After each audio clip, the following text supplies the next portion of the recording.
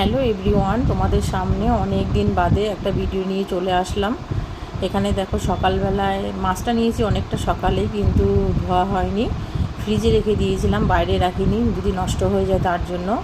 আর এখন বাজে সকাল 10:30। এখন আমি মাছগুলো ভালো করে ধুয়ে নিয়েছি তেলাপিয়া মাছ আর হচ্ছে খয়রা মাছ। তাই এই ছোটো মাছগুলো না খেতে ভীষণ ভালো লাগে, বেগুন আলু ডাঁটা ধনেপাতা দিয়ে রান্না করলে। আর এখানে দেখো তেলাপিয়া মাছগুলো ধুয়ে নিচ্ছি। একটা তেলাপিয়া মাছ ছিল অনেকটা বড়, তেলাপিয়া না যাই হোক লাইলন টিকা হবে হয়তো।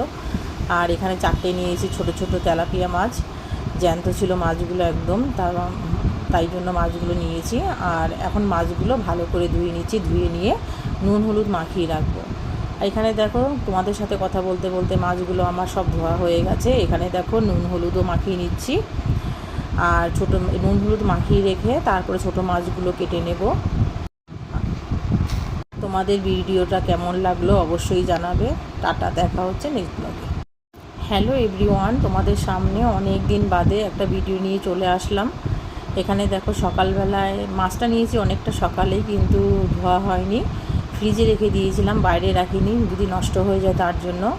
আর এখন বাজে সকাল 10:30। এখন আমি মাছগুলো ভালো করে ধুয়ে নিয়েছি তেলাপিয়া মাছ আর হচ্ছে খয়রা মাছ। তাই এই ছোটো মাছগুলো না খেতে ভীষণ ভালো লাগে, বেগুন আলু ডাঁটা ধনেপাতা দিয়ে রান্না করলে।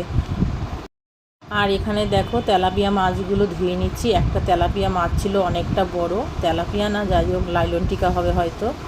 আর এখানে 4টে নিয়েছি ছোট ছোট তেলাপিয়া মাছ, জ্যান্ত ছিল মাছগুলো একদম, তাই জন্য মাছগুলো নিয়েছি।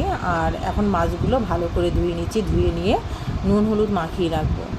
এখানে দেখো তোমাদের সাথে কথা বলতে বলতে মাছগুলো আমার সব ধোয়া হয়ে গেছে। এখানে দেখো নুন হলুদও মাখিয়ে নিচ্ছি, আর নুন হলুদ মাখিয়ে রেখে তারপরে ছোটো মাছগুলো কেটে নেব। তোমাদের ভিডিওটা কেমন লাগলো অবশ্যই জানাবে। টাটা, দেখা হচ্ছে নেক্সট ব্লগে।